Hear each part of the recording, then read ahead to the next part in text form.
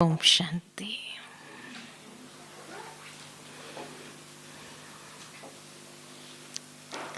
बाबा ने एक बहुत सुंदर गोल्डन लॉटरी दे दी। हाँ, अम्बावाड़ी वालों को जो मधुबन में भट्टी करने का चांस मिल गया, और वो भी ऐसे ठंडी में। ठंडी अच्छी लग रही है। हाँ,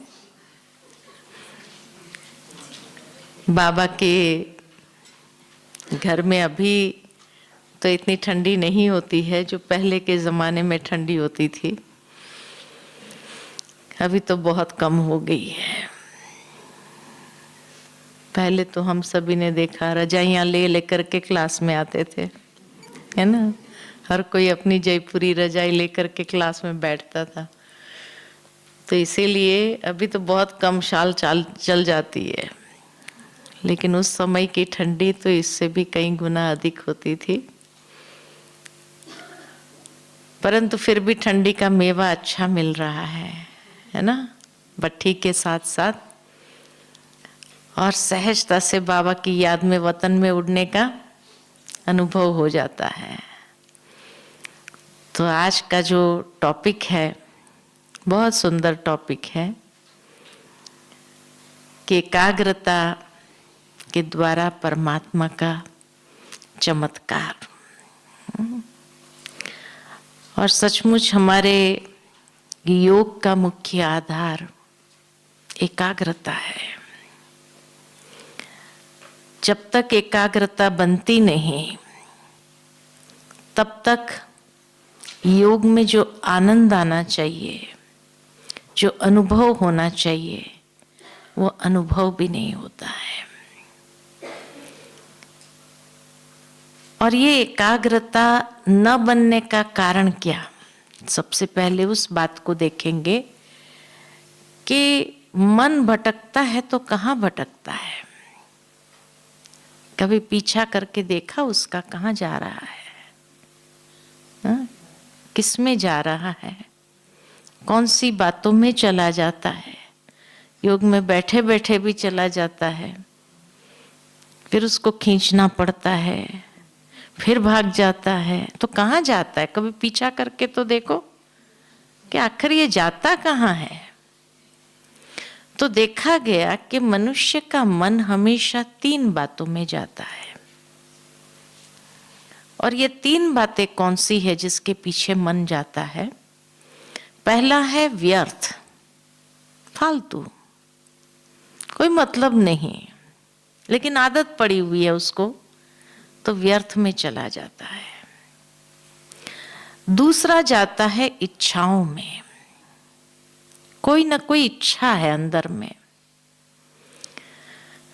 उसकी प्राप्ति करने का लक्ष्य रहता है, अनुभव करना चाहते हैं, तो इसीलिए इच्छाओं के पीछे जाता है। कोई भी स्थूल की इच्छा हो। बाबा के सामने भी कई बार योग में भी, बाबा इतना दिला देना बस, और कुछ नहीं चाहिए, है ना। तो इच्छाओं के पीछे जाता है। और तीसरा संबंधों के पीछे जाता है। कोई भी देहधारी संबंध जहां है तो उन संबंधों के पीछे जरूर जाता है। और उसमें भी अगर फोन आ गया, फलाने की तबीयत ठीक नहीं है, तो भट्टी में मन लगेगा? लगेगा? नहीं लगता है। बार बार उस संबंध मन को खींचता रहता है। तो ये 3 बातों के पीछे मन जाता है। इच्छाएं, संबंध, और कुछ नहीं है तो व्यर्थ, फालतू के विचारों में जाता रहता है। पास्ट की बातों को लेकर के व्यर्थ सोचते हैं, या फ्यूचर की बातों को लेकर व्यर्थ सोचते हैं।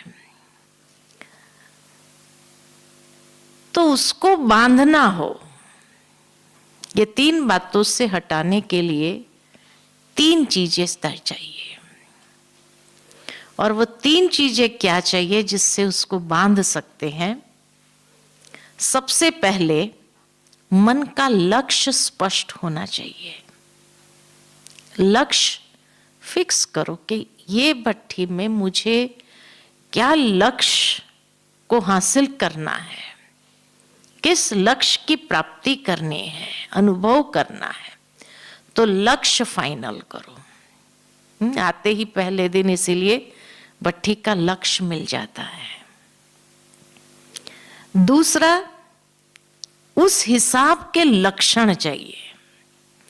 जो लक्ष्य का अनुभव करना है उस लक्ष्य के हिसाब से लक्षण चाहिए। और तीसरा, फिर लक्ष्मण रेखा चाहिए। लक्ष्मण रेखा अर्थात मन को फिर बांध देना कि इसके बाहर तुम्हें नहीं जाना है। ये लक्ष्य है, उसके हिसाब के ये लक्षण को इमर्ज करो, क्योंकि आत्मा के अंदर है तो सही, सिर्फ इमर्ज करने की बात होती है, तो उसको इमर्ज करो। और उस लक्ष्मण रेखा यानी वो परहेज, उस तरह के मर्यादा की रेखा उसके लिए खींच दी मन के लिए कि अब इससे बाहर तुम्हें नहीं जाना है। तब जाकर के मन को कंट्रोल कर सकते हैं, नहीं तो ये कंट्रोल करना बहुत मुश्किल होता है। इसलिए ये 3 चीज स्पष्ट हो गई, लक्ष्य, लक्षण और लक्ष्मण रेखा, और मन को बांध दिया, फिर देखो वो कैसे उसी दिशा में जाता है।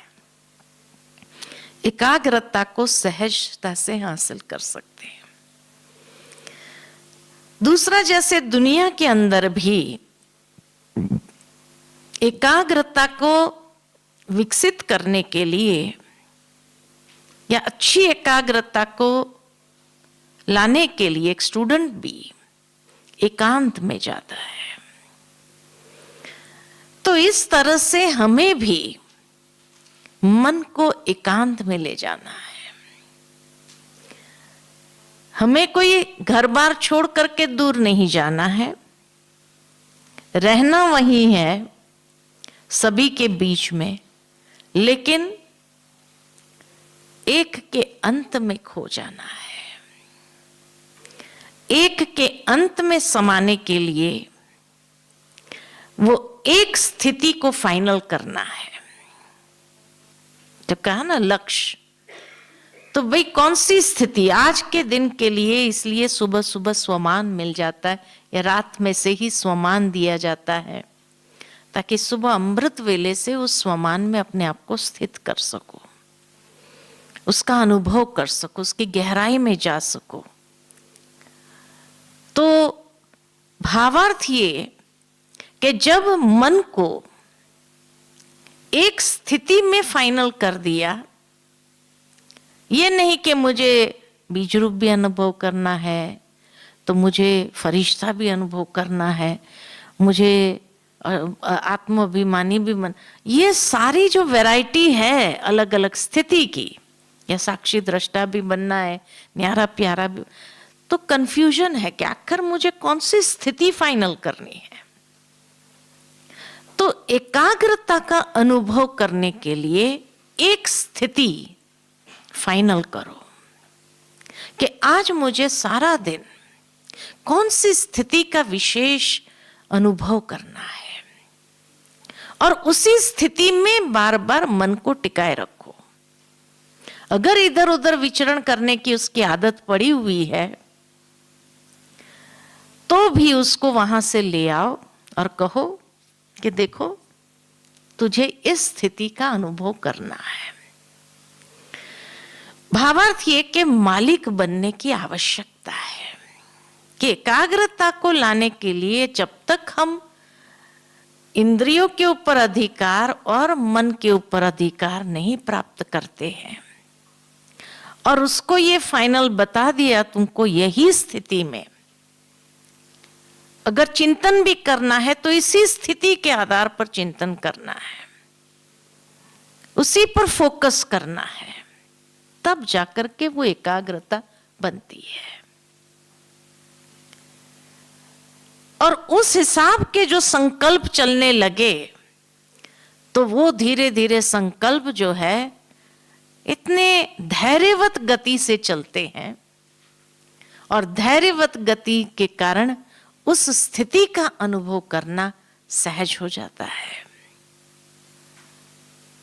तो एक के अंत में समा जाने के लिए एक ही स्थिति और एक ही प्रकार के संकल्प,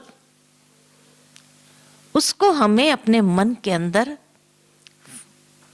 उत्पन्न करने हैं, तब जाकर के उस एकाग्रता का रस क्या होता है उसको अनुभव कर सकते हैं। दूसरा जो कहा कि व्यर्थ चलता है मन के अंदर, तो व्यर्थ को समाप्त करने के लिए समर्थ संकल्प क्रिएट करना है।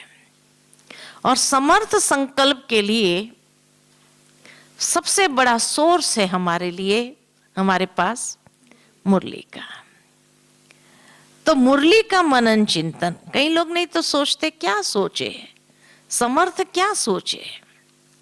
तो उस दिन की मुरली की जितनी पॉइंट्स को आप याद कर सकते हो, उसी पॉइंट्स को बार बार ले आना मन के अंदर, उसी चिंतन में लगाना।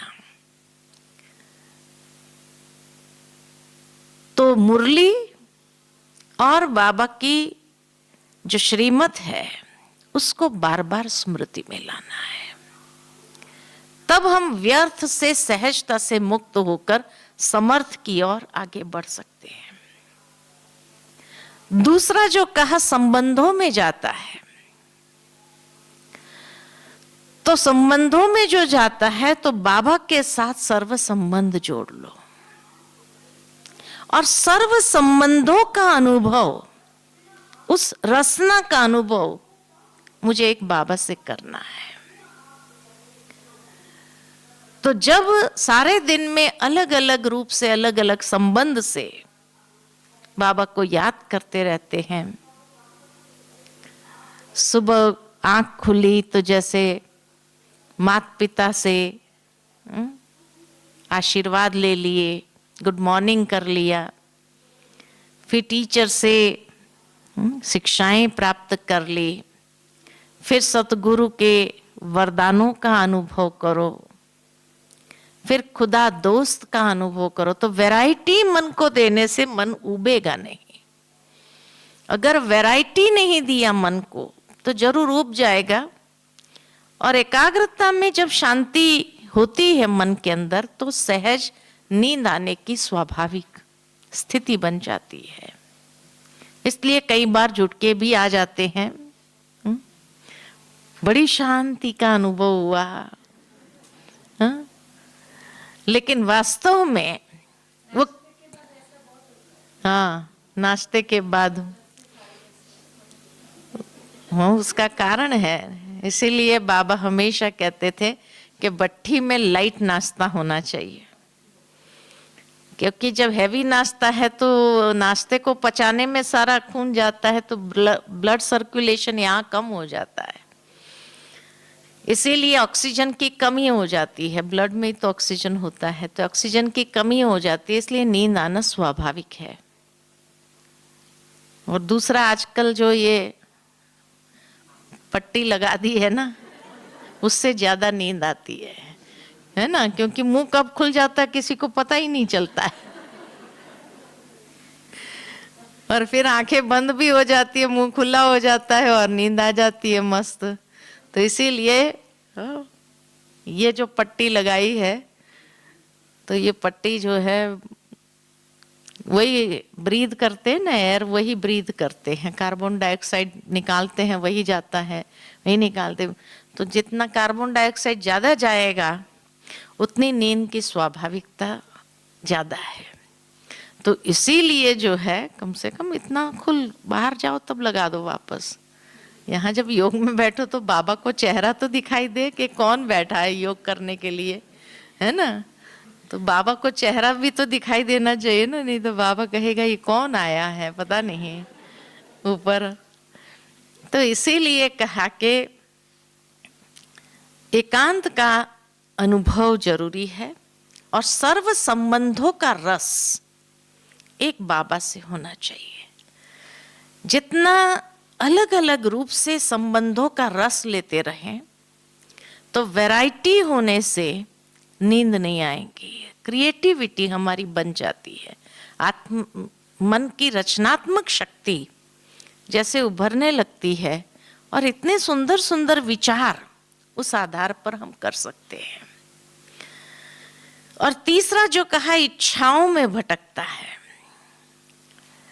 तो इच्छाओं के लिए हमेशा बाबा ने यही कहा कि अब इस कलयुगी दुनिया में क्या अच्छा है, क्या अच्छा लग रहा है, जिसके पीछे मन को दौड़ाए भटकाएं, तो एक बेहद की वैराग्य वृत्ति को क्रिएट करना पड़ेगा। बाबा ने ये टाइटल तो हमें कई बार दे दिया कि बच्चे तुम बेहद के सन्यासी हो, बेहद का सन्यास किया हुआ है। भले रहते घर गृहस्थ में है लेकिन फिर भी हम बेहद के सन्यासी हैं। और इसीलिए जब बेहद के सन्यासी है तो बस ये दुनिया की चीजों को क्या अच्छा लग रहा है, कुछ भी नहीं। दूसरी बात कि अंदर में इतनी भरपूरता का अनुभव करो स्वयं में कि मैं आत्मा एकदम भरपूर हूं।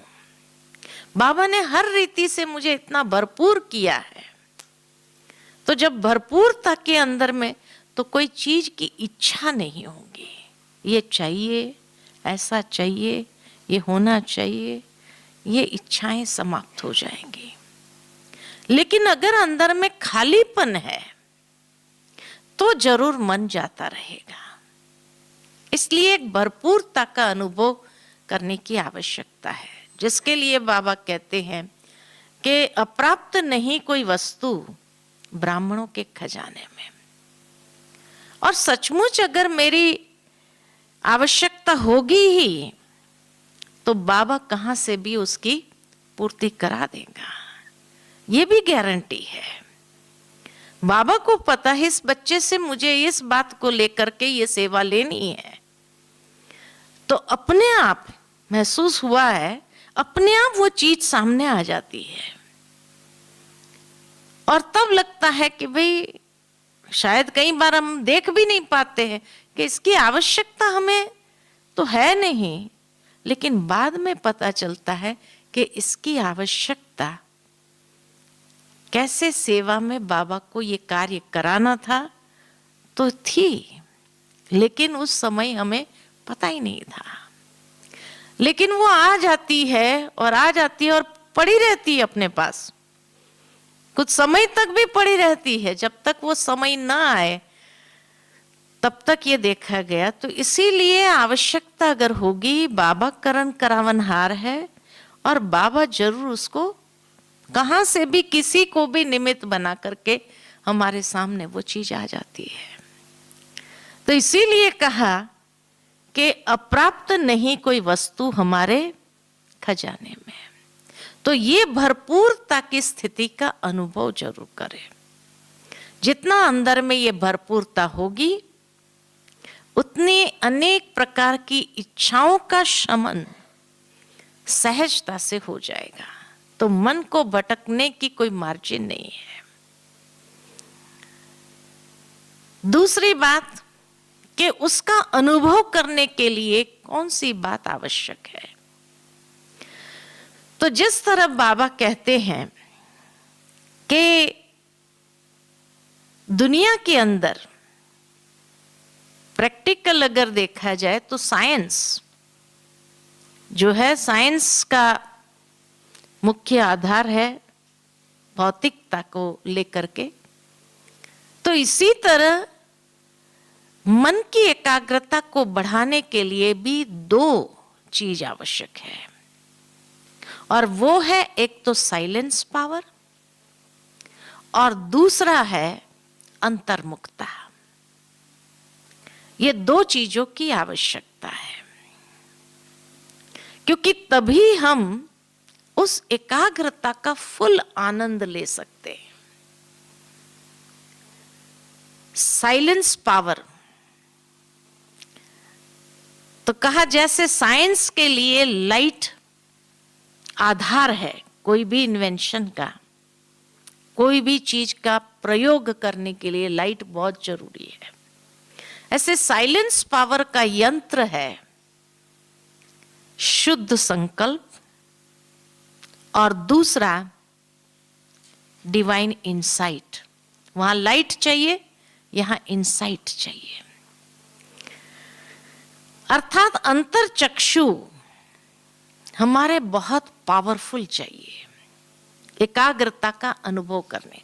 वो धुंधला है तो कुछ भी स्पष्ट नहीं है, इसीलिए अंतर चक्षु बहुत क्लियर चाहिए, साफ चाहिए, जो हम उस मान लो कि फरिश्ता स्थिति का अनुभव करना चाहते हैं, तो उस फरिश्ता स्वरूप को बहुत अच्छा देख सके अंतर चक्षु से और फील कर सके, तब उसमें हम उस इमेज को पकड़ के रख सकते हैं अपने मन बुद्धि के अंदर।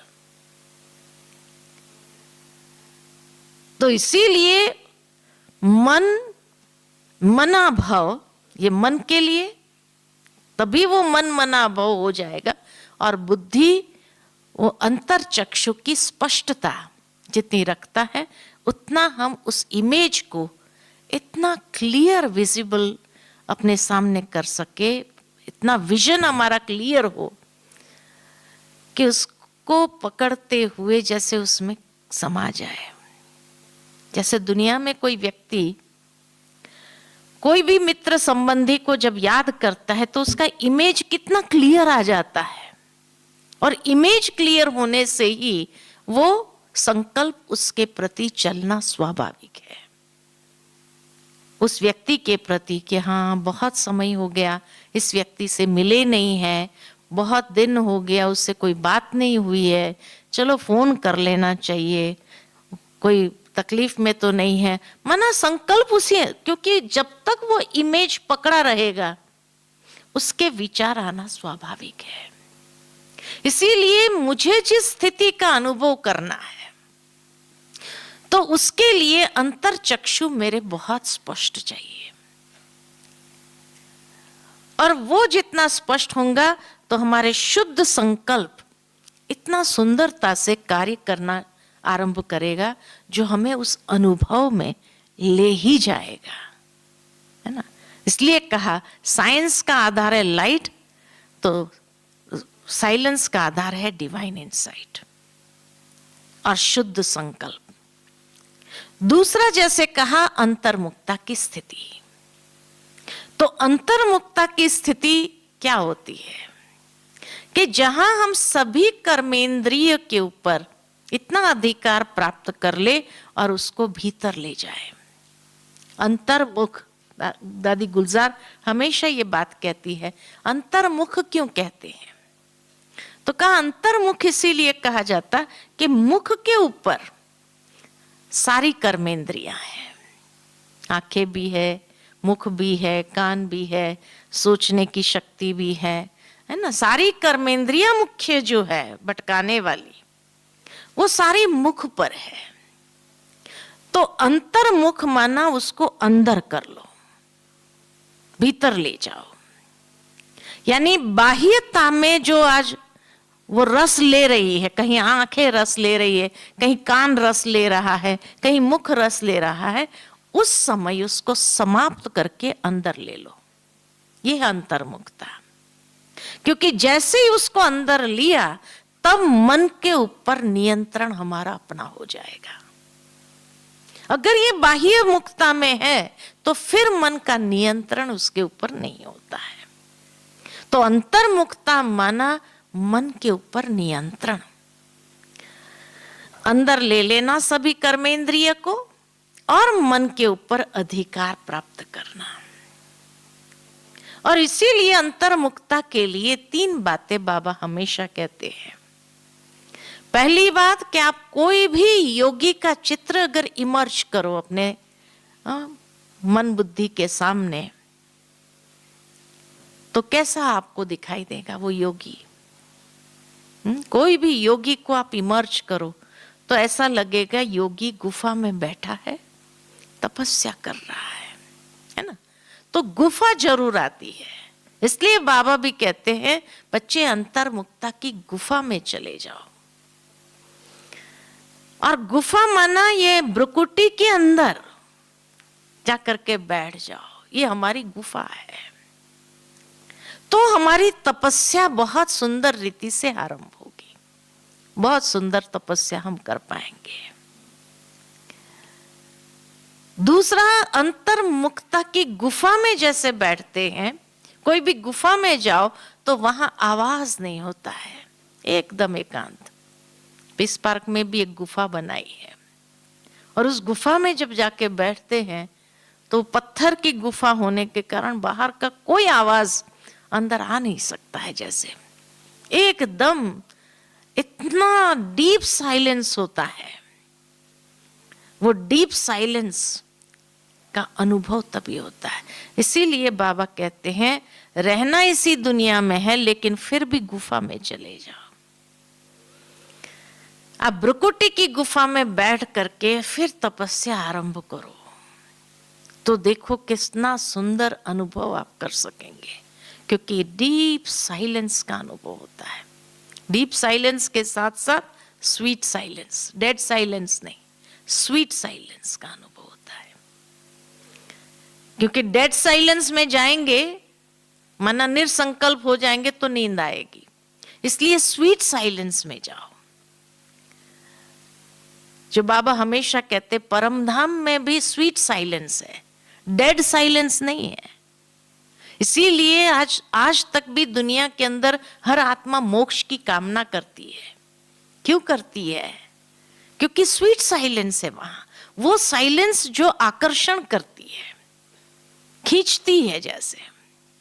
तो इस प्रकार की स्वीट साइलेंस की स्टेज में हम अपने आप को स्थित करें, उस गुफा में जाकर बैठ जाओ। और इतना सुंदर बाबा के साथ का मैं और मेरा बाबा दूसरा ना कोई,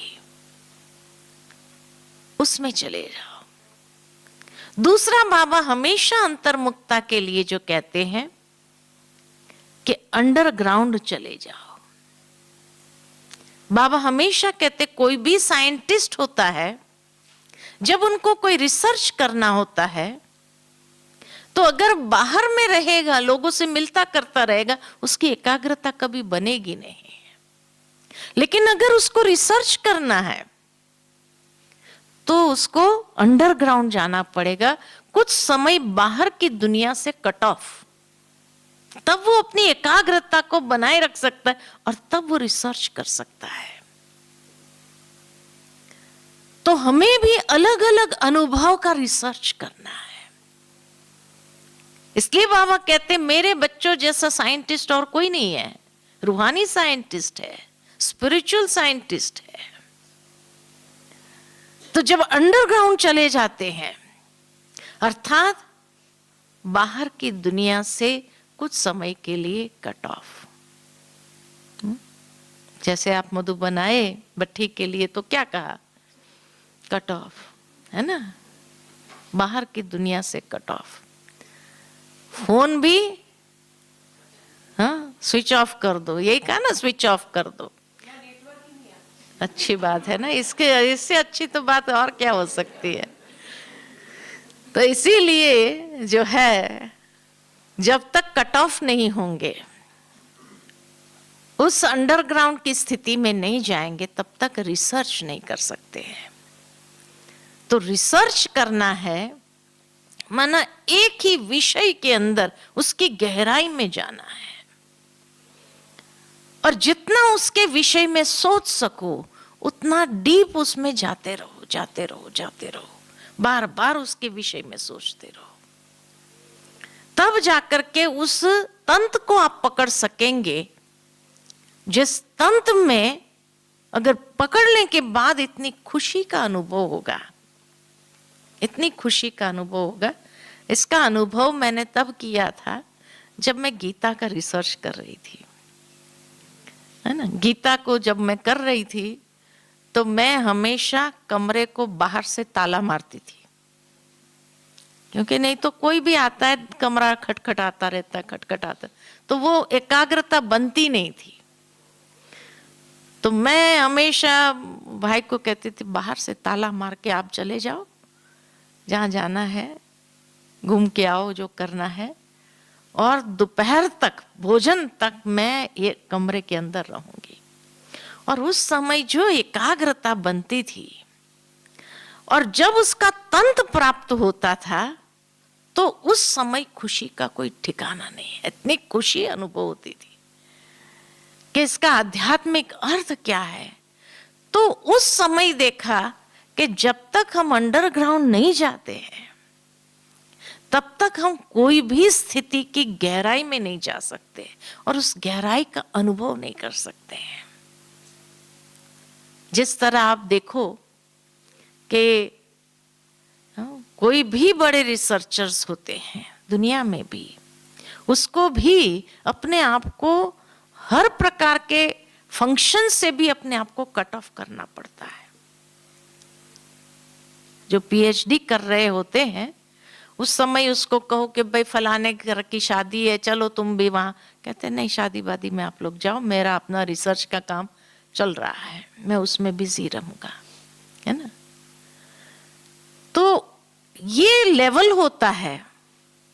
अपना ओम शांति भवन जब बन रहा था तो उसका एक्वास्टिक करने के लिए जाल भाई आते थे, बहुत बड़े, माना सारे भारत का नंबर 1 एक्वास्टिक इंजीनियर है वो। और इतना बारीक से, तो आप सोचो उस समय बाबा का आवाज इतना बारीक होने के बावजूद भी लास्ट व्यक्ति भी इतना क्लियरली सुन सके, हॉल में बैठा हुआ, उसने ही नीचे डायमंड हॉल में भी किया, सब जगह लास्ट व्यक्ति भी सुन सके। तो जब एक बार आए थे तो ऐसे ही डाइनिंग पर बैठे थे, तो उस समय निर्वैर भाई ने उनसे पूछा कि जाल भाई आपने शादी क्यों नहीं किया, कुमार है अभी तक भी। तो कहा मैं अपने रिसर्च में इतना खोया रहा कि मुझे पता ही नहीं चला कि शादी भी करनी चाहिए। ये उम्र भी निकल गई, उसके बाद लोगों ने मुझे कहा कि अरे भाई शादी, तो उसके बाद तो कौन मिलेगा मुझे, उम्र ही निकल गई मेरी सारी, तो उस एज में कौन मेरे साथ शादी भी करेगा। तो कहा रिसर्च ये है, अंडरग्राउंड हो जाना। इतना वो व्यस्त हो गया उसके रिसर्च में कि उसको ये भी पता नहीं चला कि हाँ भाई फैमिली लाइफ होनी चाहिए, या परिवार होना चाहिए, या कोई साथी होने चाहिए, कहीं बाहर घूमने जाना चाहिए, कुछ भी दिमाग में नहीं आया। इतना वो रिसर्च में डूब गया जैसे। तब वो आज नंबर 1 इंडिया का एक्वास्टिक इंजीनियर, कि उसके जैसा एक्वास्टिक कोई कर नहीं सकता है। तो ये है अंडरग्राउंड होना। तो बाबा भी हम बच्चों को कहते हैं, भले हमें रहना है घर गृहस्थ में, लेकिन फिर भी कुछ समय आप अपने लिए अंडरग्राउंड तो जाओ, अंडरग्राउंड जा करके देखो। और इसीलिए उसमें जो आनंद आता है, जो खुशी मिलती है, जो अतीन्द्रिय सुख का अनुभव करते हैं, जैसे बाबा के संग सुख के झूले में झूल रहे हैं, ये जो फीलिंग आती है, ये तभी आती है जब अंडरग्राउंड जाते हैं। और तीसरा कि अंतर्मुखता माना सागर के तले में चले जाना, तले में जाना। जिस प्रकार तैरक होते हैं ना, एक होता है स्विमिंग पूल में तैरने वाला, दूसरा होता है नदी तालाब में तैरने वाले, तीसरे होते हैं सागर में तैरने वाले। और सागर में भी तैरने वाले 2 प्रकार के होते हैं। एक लहरों के ऊपर टकराते रहते, लहरों के साथ चलते रहते, वो भी उसका आनंद अपना है। लेकिन दूसरे जो होते हैं समुद्र में, गोताखोर जिसको कहते हैं, दूर जाते हैं समुद्र में, और जैसे ही वो डेप्थ मिलती है उनको कि उसके बाद डाइव मारते हैं, और जैसे ही वो नीचे जाते हैं वो बाहर की दुनिया से कट ऑफ, बाहर की दुनिया में क्या हो रहा है उनको कुछ नहीं पता, और वो एक ऐसी दुनिया में प्रवेश करते हैं कि जो इतनी सुंदर होती है, अलग अलग मछलियां, अलग अलग एकदम रंग बिरंगी दुनिया नीचे है, और उस दुनिया में प्रवेश करते हैं। और जैसे ही उस दुनिया में गए कि उसके बाद कितना समय बीत जाता है पता नहीं चलता है। क्या समय हुआ, कितना समय हुआ, ये कुछ भी पता नहीं है। ऐसी वो दुनिया को एक्सप्लोर करने में लगे रहते हैं। जब ऊपर वाले सिग्नल देते नीचे कि भाई अब बहुत टाइम हो गया, नीचे से ऊपर आओ, सुबह से शाम हो गए, तब उसको लगता है अच्छा इतना घंटा में नीचे रहा। लेकिन उसको फिर भी ये फीलिंग होती है कि बहुत जल्दी पूरा हो गया, सारा दिन कैसा कहां गया पता ही नहीं चला। ये है तीसरी स्टेज, जिसको कहा जाता कि सागर में समा जाना, खो जाना। और उस समय एक ऐसी दूसरी दुनिया में प्रवेश कर लेते हैं कि ये दुनिया, देहधारियों की दुनिया क्या होती है उससे एकदम अलग। बहुत सुंदर आरंभ में जो गीत बजा, स्नेह सागर में समा जाओ बस।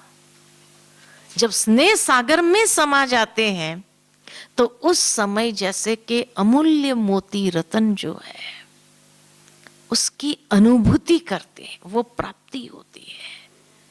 तो ये एकाग्रता की तीसरी स्टेज है, जिसमें खो जाना, समा जाना, समय का एहसास नहीं, कितना समय बीत गया, और उस दुनिया में इतना आनंद आ रहा है, इतना आनंद आ रहा है,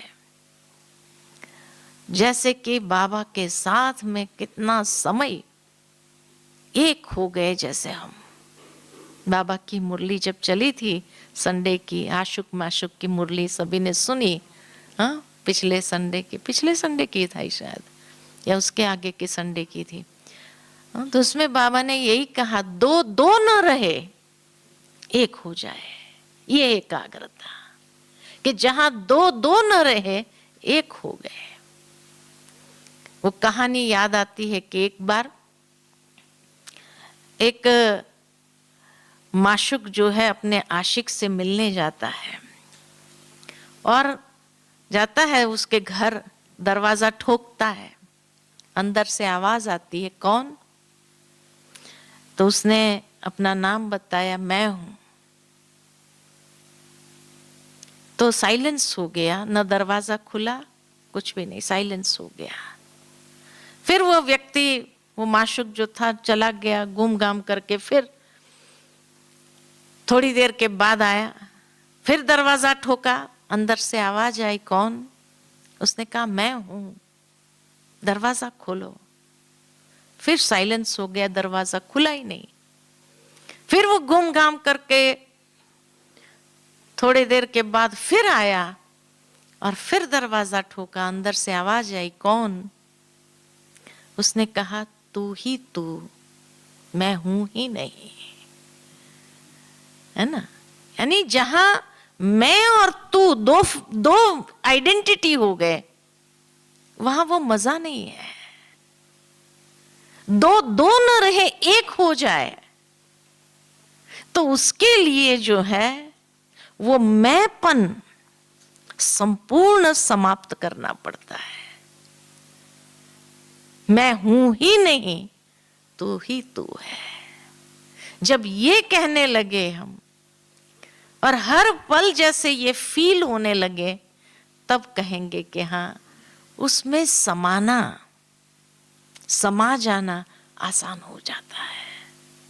और वो समाने का अनुभव जो होता है, उसमें जैसे पूर्ण रस हम अपने अंदर खींच रहे हैं। आनंद का रस कहो, सुख का रस कहो, शांति का रस कहो, एक एक रस अंदर में, परमात्मा प्यार का रस कहो, वो सब खींचने लगते हैं जैसे, उससे अंदर में भरपूरता आ जाती है। तब कहा कि वो जो इच्छाओं के पीछे मन भटकता है, वो भटकना बंद कर देता है। और उस फीलिंग के रस में जब चले गए तो कितना समय बीत जाता है इसका एहसास नहीं रहता है। ठीक है ना? ठीक है, तो चले थोड़ी देर के लिए, हाँ, उस अनुभव में 5-7 मिनट करा दे।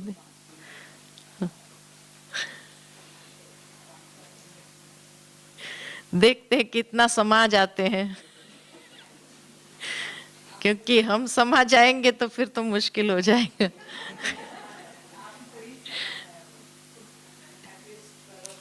नहीं नहीं, इतना नहीं,